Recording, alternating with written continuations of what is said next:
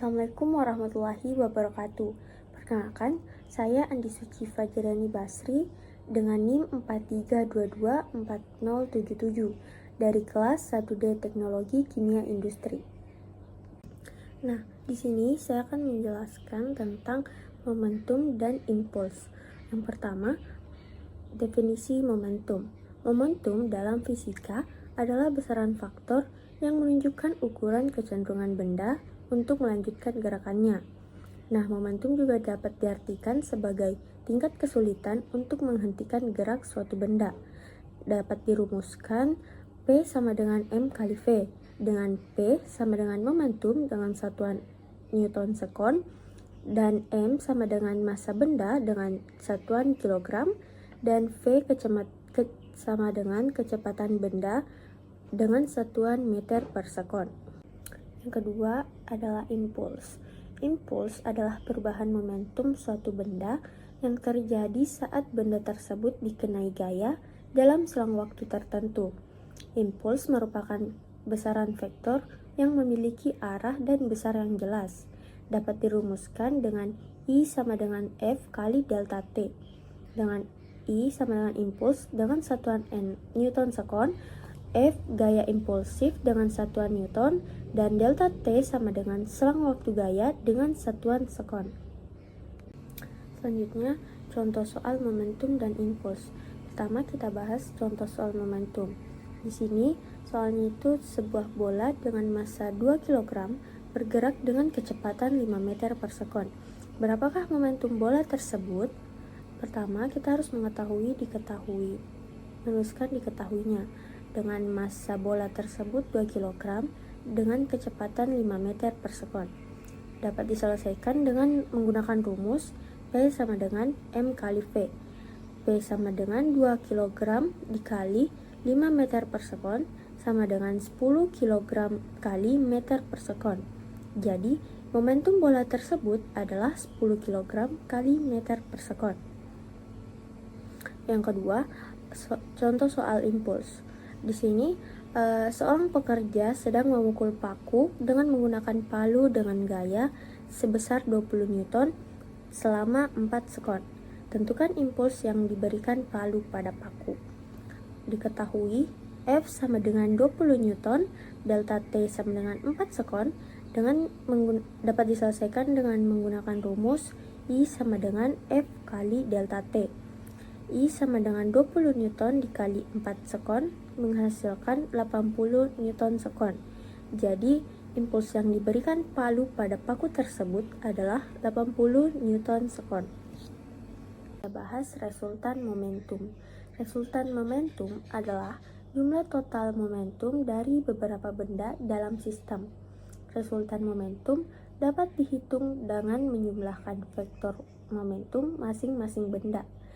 Yang pertama, ada momentum membentuk sudut siku-siku dengan rumus P sama dengan akar PX kuadrat ditambah PY kuadrat.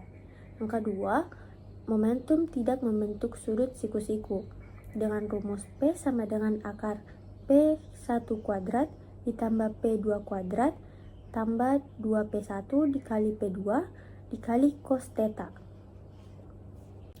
Nah, kemudian kita bahas contoh soal resultan momentum, dan di sini saya mengambil contoh soal yang membentuk sudut siku-siku. Adapun soalnya itu, sebuah benda bermassa 3 kg bergerak ke arah timur dengan kecepatan 4 meter per sekon. Sementara benda lain bermassa 4 kg bergerak ke arah utara dengan kecepatan 3 meter per sekon. Tentukan besar dan arah resultan momentum benda tersebut. Pertama, diketahui M1 sama dengan 3 kg dengan V1 sama dengan 4 meter per sekon bergerak ke arah timur. Yang kedua, M2 sama dengan 4 kg dengan V2 sama dengan 3 meter per sekon bergerak ke arah utara. Nah, penyelesaiannya yang pertama, P1 sama dengan 3 dikali 4 sama dengan 12 kg meter per sekon. P2 sama dengan 4 kali 3 sama dengan 12 kg meter per sekon. Nah, Selanjutnya mencari resultan momentum benda tersebut. P resultan sama dengan P1 ditambah P2 sama dengan akar 12 kuadrat ditambah 12 kuadrat sama dengan akar 144 ditambah 144 sama dengan akar 288 atau sama dengan 16,97 kg meter per sekon. Nah, selanjutnya menghitung arah resultan momentum. Di sini theta sama dengan tan min 1 dalam kurung P2 per P1 balas kurung. Theta sama dengan tan 1 dalam kurung 12 per 12. Theta sama dengan tan min 1 dikali 1 sama dengan 45 derajat. Nah, jadi besar momentum total sama dengan 16,97 kg meter per sekon. Sedangkan arah momentum sama dengan 45 derajat dari timur ke utara. Selanjutnya, hubungan momentum dengan impuls. Hubungan momentum dan impuls berdasarkan hukum Newton 2 terdapat beberapa rumus, yaitu impuls sama dengan F kali delta T, impuls sama dengan M dikali delta V per delta T dikali delta T. Yang ketiga, impuls sama dengan M dikali delta V, impuls sama dengan M dikali A dikali delta T, dan terakhir impuls sama dengan M dalam kurung VT sama dengan kurang FO. Nah, dari persamaan di samping, maka gaya pada momentum dan impuls dapat dirumuskan sama dengan F sama dengan delta P per delta T sama dengan delta MV per delta T. Kemudian, hukum kekekalan momentum. Hukum dasar yang menjadi prinsip pemahaman momentum dalam ilmu fisika adalah hukum kekekalan momentum. Bunyi hukum kekekalan momentum sebagai berikut, yaitu pada peristiwa tumbukan, jumlah momentum benda-benda sebelum dan sesudah tumbukan adalah konstan, yang artinya tidak berubah, selama tidak ada gaya luar yang bekerja pada benda tersebut. Nah, dari bunyi hukum kekekalan momentum tersebut dapat dituliskan dengan rumus M1 dikali V1 ditambah M2 dikali V2 sama dengan M1 dikali V1 aksen ditambah M2 dikali V2 aksen. Selanjutnya kita bahas mengenai tumbukan. Definisi tumbukan itu adalah peristiwa terjadinya sebuah tabrakan antara dua benda karena adanya gerakan.